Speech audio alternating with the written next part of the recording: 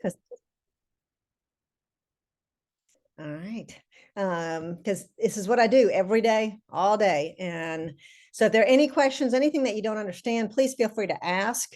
My feeling is always that informed and educated owners are the best kind of clients to have. And our goal is to try and help horses on a day-to-day basis, and that's what I do.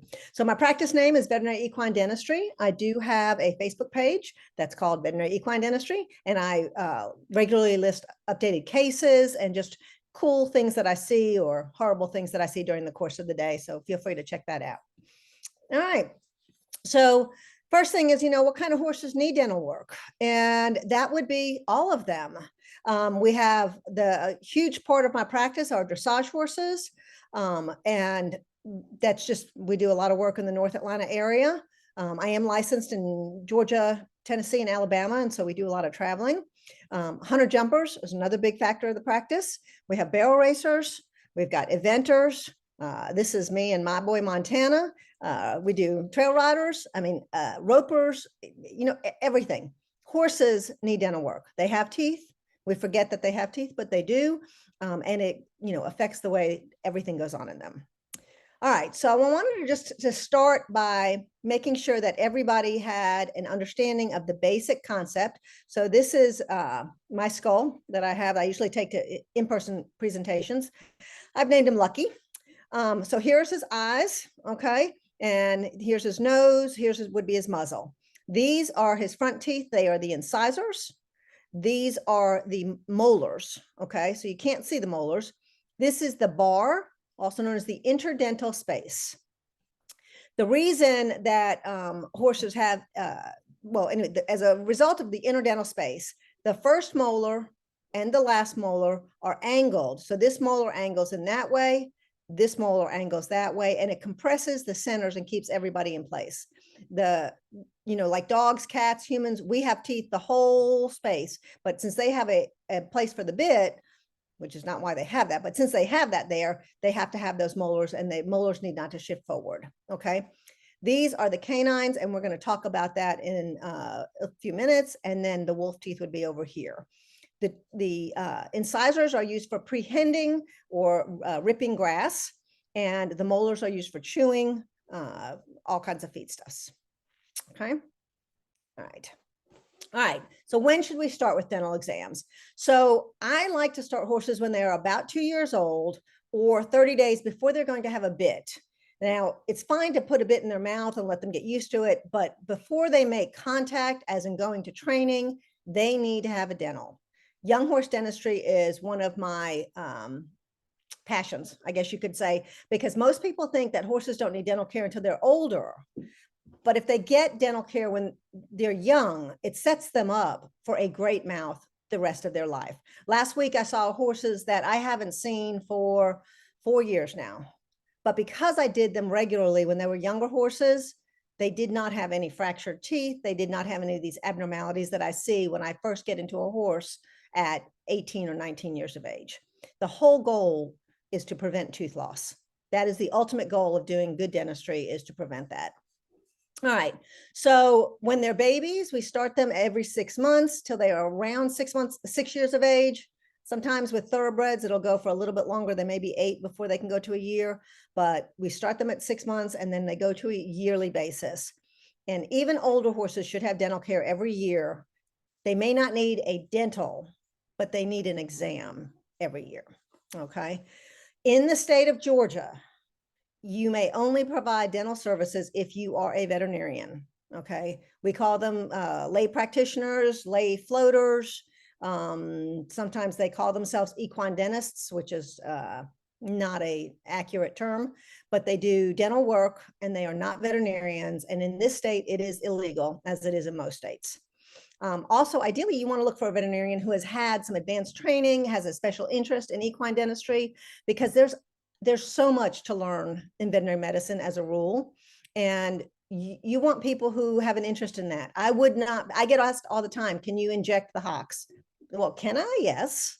Do you want me to? No. I don't even inject my own horse's hocks. There are specialties in lameness and reproduction and everything else, and dentistry holds exactly the same level. People should have an interest in it, have their equipment, have their continuing education in equine dentistry. All right. Common signs of dental problems. Okay, this horse down here, weight loss, probably the #1 reason I am called out in older horses is because of weight loss. Most of the time in these horses, I'm going to find a fractured tooth. Horses are prey animals. They will mask their signs of pain if they can in any way. And it's only until it gets bad that they have weight loss. The other thing, we do a lot of referral work, a lot of extractions, nasal discharge or foul odor or from the mouth or nose. I see clients often pick that up because they're bidding them. And so, like I said, if you see especially a one-sided nasal discharge that has a nasty odor, and I do mean nasty odor, you really got to be thinking tooth. And it's a tooth until proven otherwise. All right. The other big area of the practice is performance horses. And that's the majority of the practice. Riding and performing it's critical to have good dental care. Okay. These horses, if their mouths are unbalanced or if they have dental pain, they may refuse to bend and flex at the pole. They may not turn their head. A lot of these horses are restricted from being able to turn their head, and they're working in the best way they can, but they are physically unable to do what you're asking because of their dental abnormalities. And then the other thing we see a lot is horses that they tilt their head when eating, and they'll pick up a mouthful of grain, they'll twist their head to the side, and then try and put their nose up in the air and chew that way. And we have some horses that will quid, and that's where they drop large balls of hay or grass from the inside of their mouth and they drop it on the ground. All of these things are indications that they need a dental exam. All right. Okay, so I use motorized equipment in my dental practice, and I want to explain why I do that.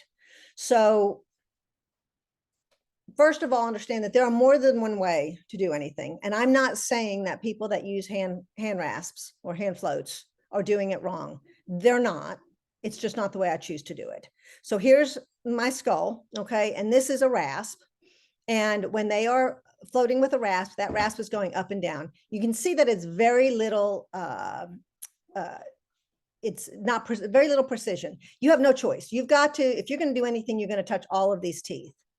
This is one of my instruments. You see the size of that burr happens to be conveniently the exact size of a tooth. So if I want to address this tooth, but I do not want to address that tooth, I can do that. I have the precision to address exactly what needs to be done and leave those teeth that do not need any work. People are often concerned about motorized equipment creating overfloating. And that is a concern, and you should be concerned about that. But let me make very clear, overfloating can occur regardless of what kind of instrumentation you use. I have seen overfloating from mechanical equipment. I've seen it from hand rasps. It's all in the hands that are using it. And so, like I said, don't be misled by the concept that they cannot be overfloated if they're using hand rasps. That is absolutely not true. All right. So, think about when your dental experience, they're using motorized equipment. Do you really want them using, the old-fashioned pedal, rasps and stuff like that? I mean, that would be awful. So it's just welcome to the modern age. All right, so this is my setup that I like to use. Okay, I'm going to move my little screen here so I can see. All right, so it's really important when you're having dental work done. I think that I like clients to be very involved, and I like them to ask questions, and I like to explain why I'm doing what I'm doing. All right. So in this setup right here, all right, so I like to use a dental halter. There are people that use headstands, and that's fine, but it doesn't work well for me. So I like to use a dental halter that I suspend. I'm missing there it is. Okay. Now you can see that the horse's head is a normal anatomical position. I cannot overstress how important that is. I see practitioners, I see photographs all the time, and these horses' heads are twisted sideways, they're hyperextended way out. You really need to think these horses are sedated. They are not capable of preventing themselves from getting hurt. We have to do that for them. So it's really important to keep their head. I have an assistant that works with me to make sure that that horse's head is always kept in correct alignment, even if it means I have to get lower. Okay, because I can fix myself. I know when I'm hurting. He can't fix himself. He's stuck. All right, so this is a speculum. We use a speculum to open their mouth so that I can get my hands in. I prefer the kind of dental work where I see what I'm looking at. Look inside, I see what I want, but then I feel what I want, because I've been trained my whole life, or my whole adult life, and since I've been a veterinarian, to use my hands and use my sense of touch to feel things that my eyes may not pick up. So I want to be able to put my hands in the back of their mouth. I want to touch every single tooth on that horse. I want to see if there's any fractures back there that I can't see, if there are chunks of tooth embedded, if there is any teeth that are loose. I want to feel everything. And then I have a use of a headlight. You've got to use, there are also spec lights that some practitioners will use, which is a light source that goes onto the speculum, and that's fine. It's just, you've got to be able to see inside. Doing anything blind inside the horse's mouth makes no sense whatsoever. I would never want my dentist working on me without actually looking at what he's doing. So I'm very much a get all in there and see what I'm doing. So you see I've got a very bright headlight on. I'm using my instrument. I've got my hand on the instrument, so I know where it's at. The instrument itself has a guard around here so that we're not tearing up the horse's cheeks. And I've got 5 different instruments that I use when I float. It's not just a matter of one go, I pull out one instrument and that's all we got. Different teeth require different things, and different situations in their mouth require different instruments. So that's what we have. Does that make sense? Does everybody have any questions about this part? Okay. All right. All right, so here we have some kind of cool pictures. Let me mention that all of these things were seen on a routine exam. I was not called out because these horses had a problem other than riding issues. All right, so these are common. The first thing, this large hook, these are really common. So when a horse flexes, when you ask him to flex at the pole, his lower jaw has to slide down. The lower jaw is the only one that moves. The upper jaw does not move. It is stable. It's attached to the horse's, the rest of it to his spine. So the lower jaw has to slide forward, okay? When you have this hook right here, that prevents that jaw from sliding. It just physically stops it. So a lot of these horses will gape their mouth during transitions. They'll go like that, okay? So what happens is a lot of riders or trainers then will put a flash on or tighten the cavison so they can't do that. Well, now what occurs is that the horse is essentially trying to flex at the pole with his teeth, tight and shut. And it creates a lot of TMJ pain. It creates a lot of pole pain and a lot of resistance. You can try it yourself. If you gently shut your mouth and you flex down towards your chin, you'll see that your jaw moves forward. Well, horses have very long heads and very long necks, and that jaw moves even further because of it. So it's very important. All right, so those are hooks. I see them a lot, especially in the front. And then this horse with this big front hook would most likely have a hook way in the back of the mouth. So we go back to, are we looking in the mouth? If somebody is not looking in the mouth, well, they may glance or feel this, but I can guarantee you they are not feeling this hook. So it's so critical. This is a big ridge here, which is in the center. So here, this would be up towards the horse's nose, and this is back. These are his molars, and this is back. This is a big ridge. And what happened is he is missing a lower tooth, and this has grown in between the gap and is creating a horrible ulcer in the lower part of his mouth, and obviously affecting his ability to chew correctly and certainly to ride. Here's another, this is a fractured tooth and it's bleeding here because I was already messing with it before I decided to take a picture of it. But again, you realize that there's no way anybody on just opening the horse's mouth, pulling the tongue out and looking in is ever going to see these kind of things. There's very minimal. I come behind a lot of my colleagues because they were asked to check the horse. And if all you do is look in the side of their mouth and open up, pull their tongue and look in, you are not going to see in the back of the mouth. You've got to have, if I'm going to look in a horse's mouth, I want them sedated.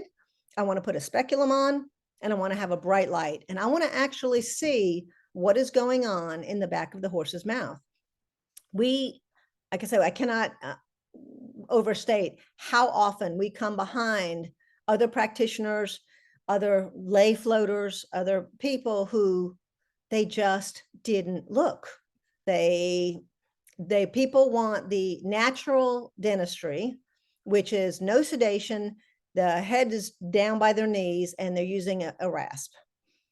That is a complete misnomer. That there is no such thing. Natural dentistry is no dentistry. There's no advantage to doing that to a horse. And if anybody has a question about that, please ask up, because like I said, I come behind this every single day. Things are missed. And if you're going to do it, you need to do it right. All right.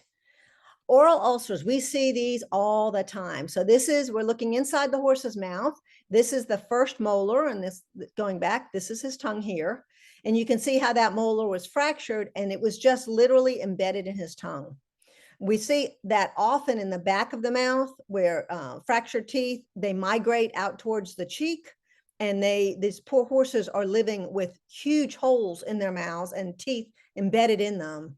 And they are so painful. And the owners, call me, or the trainer calls me because they want to sell this horse to the wolves because it's just so painful. It's just not acting well.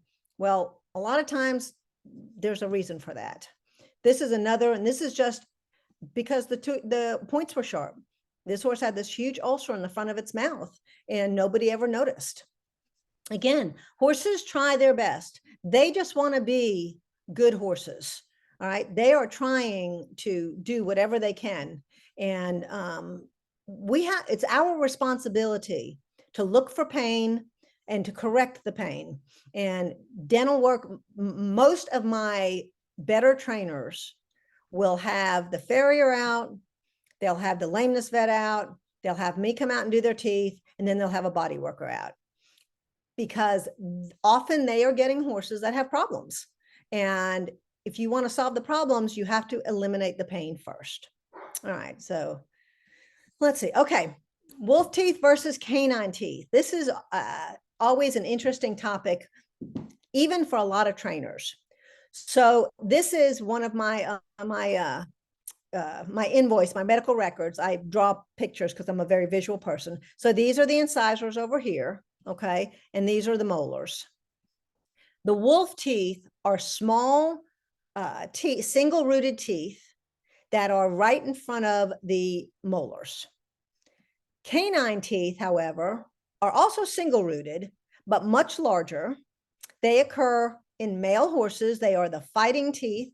They used to be the tusks in the saber-toothed tigers and stuff like that. And they are much more towards the front, okay? So here is an example of a canine tooth, and this is a male horse. Every once in a while, a female horse will have either a very small canine or just a little nub of a tooth, okay? But the big canines are almost exclusively in horses. All right, so here's the canine, here's the upper canine. Okay, the bit sits way back here. These do not interfere with the bits. The wolf tooth, however, sits right up next to the molar, which is right where the bit sits. And the reason we extract these is because they are single-rooted. Many horses don't have wolf teeth. They are single-rooted and they have a little bit of movement. Horses do not like teeth that move. It just makes them crazy. They would rather have a fractured tooth that's got half of it missing than a loose tooth with movement. So that's why I take out, if it's a riding horse, 100% of the time, I'm going to say we need to take the wolf teeth out. If the horse is not riding with a bit, then they are fine to be left. They only need to come out as a bitting reason. All right, so that makes sense. So a lot of times what we'll do is we'll do a young horse dentistry and we'll take the wolf teeth out, et cetera. And then a couple of months later, I get a call from a trainer saying you forgot to take the wolf teeth. Well, for the most part, if the client or the trainer can see them, they're looking at canine teeth. The wolf teeth are really hard to see. They're way in the back there. You've got to really get back in their mouth and see that. So most of the time it will be the canines that they're looking at. We never, ever extract the canines unless there is a medical reason. These teeth are curved. They have really long roots. It is a event to extract these teeth. So we often will burr them down. They should only be burred to the height of the incisors. They should never be burred to the gum line. It should never be any kind of aggressive work, but a lot of times I will smooth them because they will be sharp or they're interfering with bitting. And when I say interfering with bitting, I'm referring to when the bit is being put in the mouth. If these canines are really long, the bit may bang into them. All right. So again, the canines are up in the front, the wolf teeth are way in the back, and probably not going to be able to know whether your horse has wolf teeth unless somebody looks in it. All right. Baby teeth. Another huge reason why I love young horse dentistry. A lot of times I get these horses that are 8 or 9 years old and the incisors are all snaggletooth and gaps. And I think, oh, if I'd only had the opportunity to get this horse when it was younger, we could have had a beautiful smile on this horse. So all of the incisors have baby teeth that come in first, just like humans and dogs and cats. The baby teeth come in and then they get shed. The first 3 molars, they are technically called premolars, but the first 3 molars will also have baby teeth, and then they come in, and then the adult teeth come in behind them. The last 3 molars, which are the 9s, 10s, and 11s that are in the back of their mouth, they come in as adult teeth. They do not have baby teeth. All right, so incisor baby teeth, the central incisors, which are the 2 in the center, in the middle, they will shed their baby teeth at 2.5 years of age. The intermediates, they shed at 3.5 years of age. And the laterals, they shed at 4.5 years of age. So it is very easy on young horses to get a really good age estimate because they are usually within a couple of months of those ages. So you can see on this horse, this is the adult. This is the adult that is coming in and just erupting. Here's the baby tooth. Same thing. Here's the adult. Here's the adult. Here's the baby tooth. Do you see what's going to happen? There's going to be a big gap. If that tooth is not removed or doesn't shed, like this one looks like it's probably going to come out. If he rubs it on something, it will. This one is not going to come out without help. So if this horse, they can stay there. I mean, I've taken baby teeth out of 8-year-old horses. If it stays for long enough, this tooth will stay and there will be a gap here. And we're trying to avoid that. So if you remove them, this tooth will slide forward, this tooth will slide forward, and it will have a very nice, perfect smile. This is looking down, just to give you a different perspective on it. Okay, this is the adult tooth. These are adults. This is the adult. These are the babies. You see how much further in that tooth has been pushed. And again, this is bad for occlusion. If horses do not move their mouth correctly, they will not ride well. And so we really want to do everything we can to get their mouths moving in all 4 directions, which means side to side and back and front.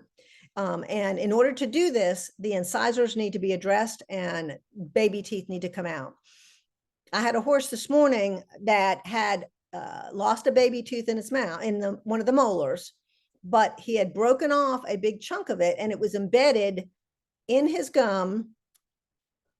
And it was affecting the bottom of his tongue. So it was on the lingual edge of his tongue, of his tooth, and it was really sharp. And so I couldn't see it, but when I ran my fingers up and down, I could feel a huge sharp shard up in his tongue. And I looked and he had a nice little tongue laceration from that baby tooth, or the fragment of it.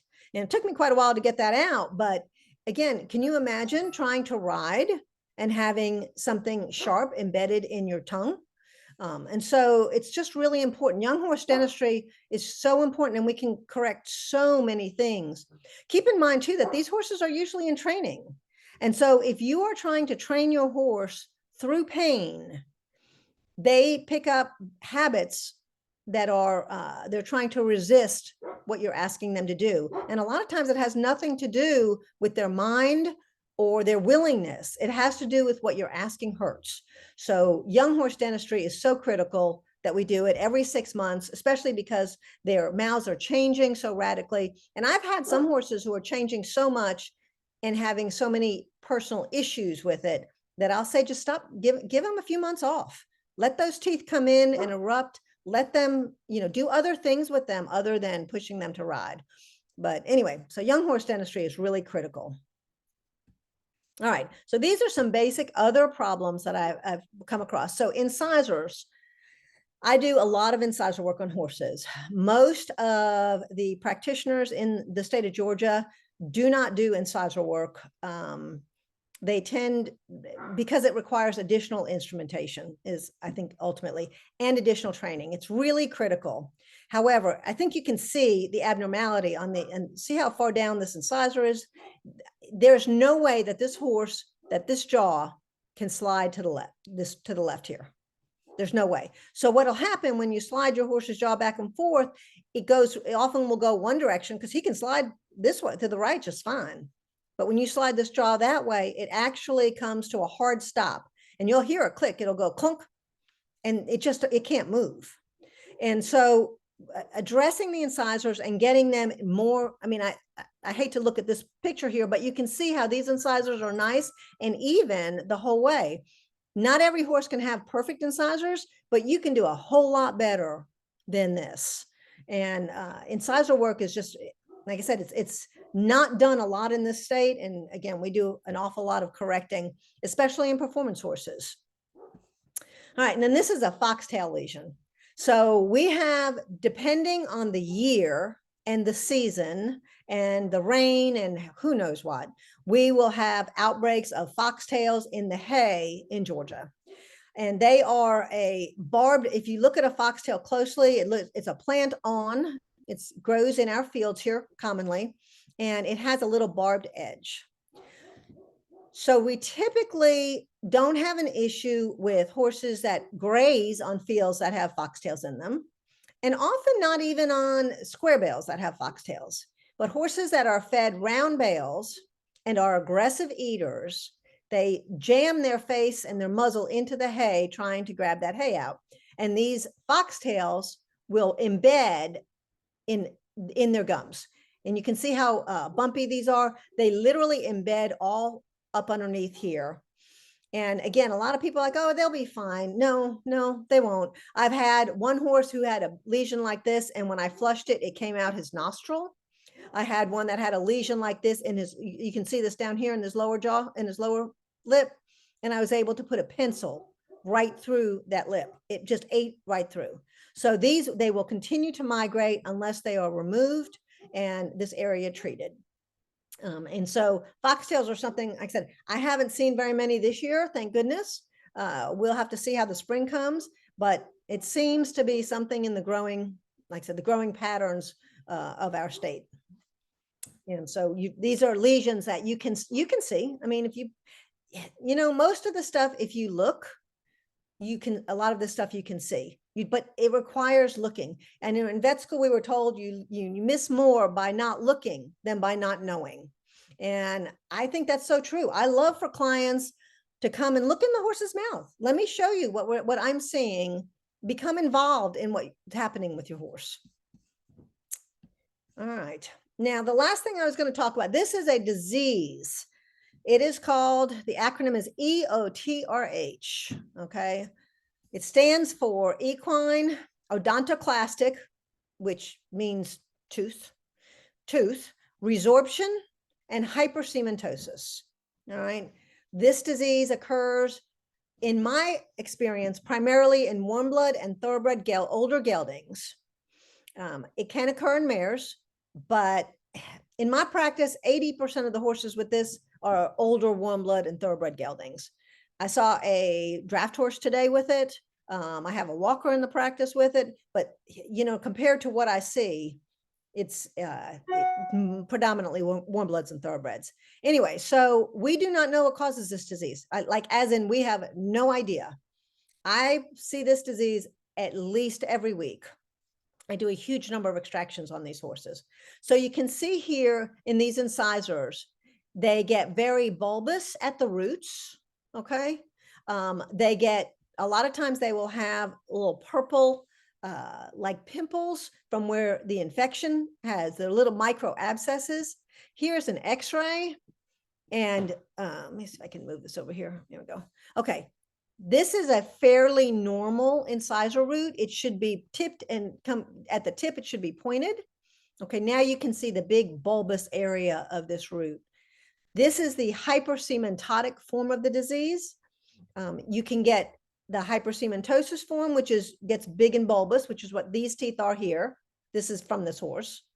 You can get the resorption phase, where the teeth get pitted and filled with pus, or you can get a combination. And these horses will lose these teeth. There is nothing, we have no, there's a herbal that will slow the progression, but there is no actual treatment because we do not know what this disease is caused by. I have to believe that it's going to ultimately come out to something nutritional, but we don't know. A lot of it, I think, has to do with the fact that we are still seeing horses that are working in their 20s. My daughter's barrel horse is 24 going on 25. He's still running barrels. He's still doing great. These dressage horses are in their mid 20s and they're still working. Back when I graduated from school, back when dirt was fresh, we had horses in 15 were old. 20 they were retired. That is no longer the case. We have so much better care that our horses are living so much longer, and that's one of the reasons that dentistry is so important, that to take care of their teeth, because they're living longer. If you have the horse has good dental care. I have so many horses in the practice that have all of their teeth then they are in their 30s. Some of it is genetic, some of it is how is their enamel, but a lot of it is the care when they are younger. Anyway, so this is just kind of a disease that we're seeing more and more frequently. Like I said, there is rarely a week that goes by that I don't see a horse with this disease, and we have to do extractions or treat it otherwise. The earlier that we can catch it, the more comfortable we can keep that horse. All right, these are some incidental fractures. This is just one fracture here. So this is the tooth. You can see this is my extractors. This is the tooth that I removed. This is what holding it, and you can see where that fissure line was. And here's up close. That tooth was completely dead in the middle. And this horse had a history of quitting and seemed uncomfortable and had a foul odor from his mouth. And when I got in there, this is what I found. The entire whole center of the tooth was dead. But he had the whole tooth, and we were, extracted the whole tooth, obviously. All right, and these are some pictures from my riding trip to Switzerland with my daughter a couple of years ago, which was one of our best experiences. Anyway, do I have any questions?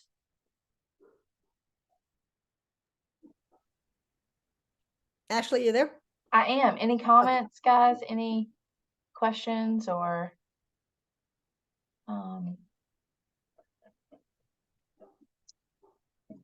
I don't see any in the chat box, so we'll just kind of wait until some folks are in the chat box. Oh, okay. There is a question. Is there any difference with donkeys or mules? So I do find that donkeys especially often need less dental care. Not that they don't need any dental care, but as humans, we haven't interfered so much with our donkeys' mouths. We haven't bred them to be to have bad conformation. Most of the donkeys are outside 24 hours a day and not eating in stalls from hay racks and things of that nature. So I find personally that a lot of times donkeys will only need dental care every 3 years or so. Mules, all depends. I typically find draft horses have a little bit better mouths because their heads are bigger. So a lot of times it depends on the mule, the conformation, but it's not uncommon for them to need a little bit less work than our domesticated horses. Again, for the same reason, you're crossing them instead of line breeding and things like that. What about minis? Oh, minis. So minis, we do a lot of minis in the practice. I am thrilled that finally we're getting minis that are bred, and I don't know whether they're taking into account their mouths, but certainly I'm seeing a better mouths on the minis. For years, you knew if you opened up a mini's mouth, teeth were going to be sideways, some were missing, there were extras. It was always a nightmare. But now we're seeing more normal mouths. I think maybe early on, the minis were being bred, they had little heads and giant teeth. And now the teeth are kind of catching up with the heads, and the minis are being used for carts and a little more conscientious breeding. So we typically do minis once a year or every 18 months. Part of that is a lot of the mini breeders don't want the dental care more frequently than that. And it is always more expensive because I am doing it upside down on my head, laying on the ground kind of thing. But they're, like I said, their mouths, thank goodness, have finally got to where they're pretty decent. So is there an instance where you would not be able to do something in the horse's mouth, like at the farm or on your visit, where you would have to refer it to somewhere else? There is occasion. So we do a lot of extractions and referral extractions. However, in order for me to get the tooth out in the field, I have to have clinical crown, which is the tooth that you see. Let me see if I can go. Can I go back? Yes. Yep. There we go. Oops, there it is. Okay. All right. So this part of the tooth that you see is called clinical crown. The rest of the root that's up inside the bone is the reserve crown. So if the horse has clinical crown, I can extract the tooth. If that crown is broken off and it's all up in here, I can't get it out in the field. Then advanced procedures need to be done, a surgical extraction. I refer all of my extractions to Auburn University because there's a particular clinician over there that has advanced training, and they can make a little hole in the side of their mouth and actually section the teeth and pull them out in pieces. So there are some extractions that we do refer.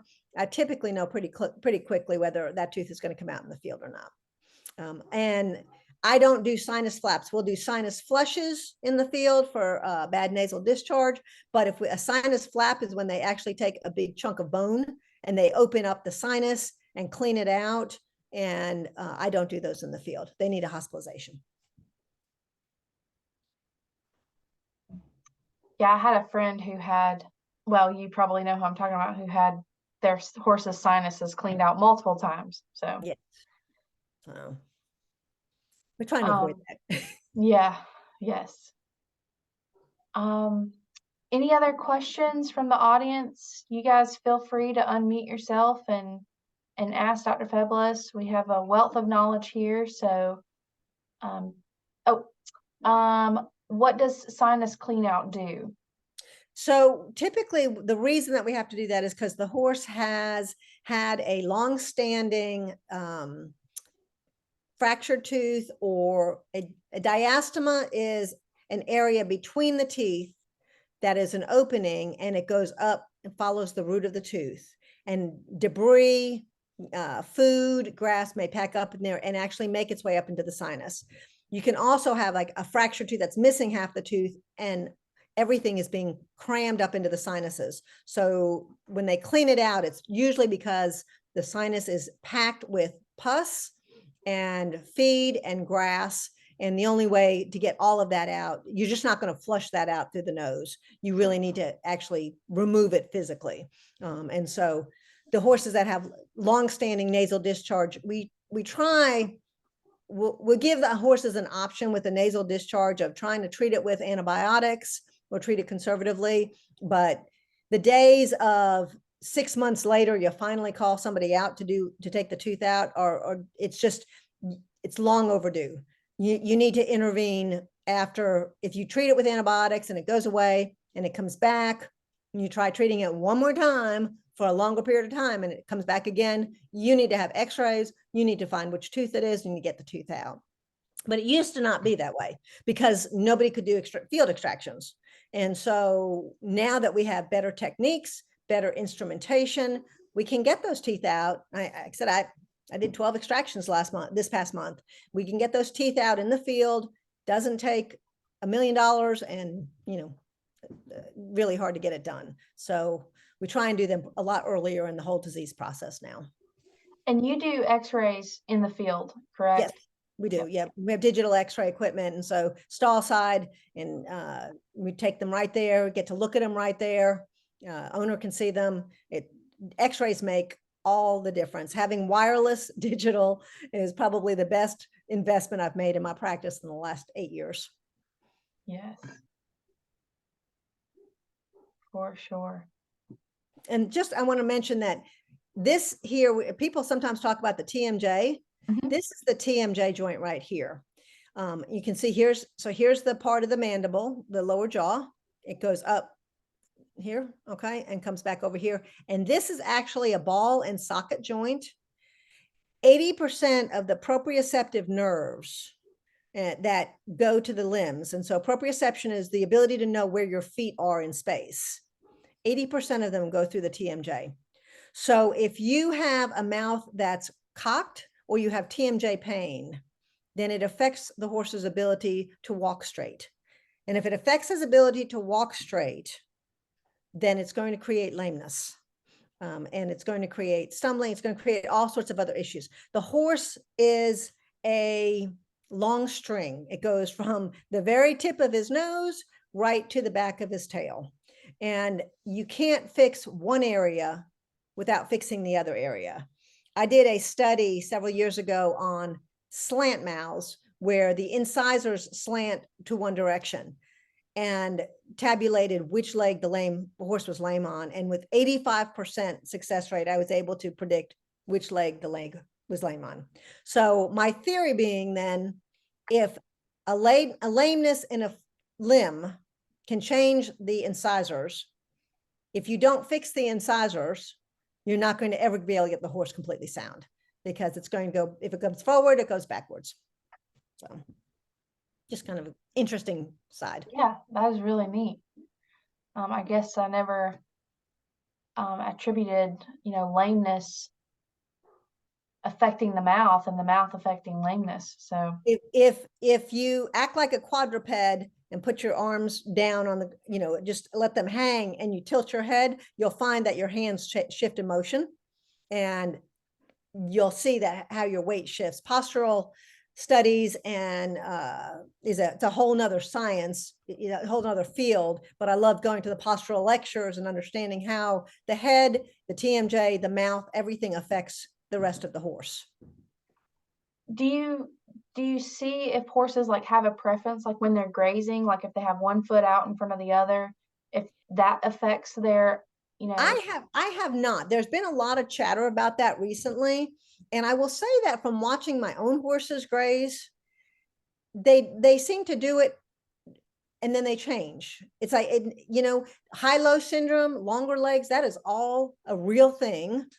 But most horses will alternate depending on where they're standing and what they're eating. Yeah. But high-low does exist, and you can definitely get slant mouths and somewhat of a head tilt from that. So,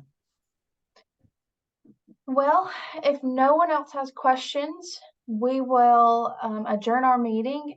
Again, thank you so much for being our guest speaker, Dr. Febles, and everyone, thank you so much for joining us tonight. It was very informative, very well thought out. So again, very appreciative. And if you guys, I will have this recording so you can rewatch it. Also check out our blog.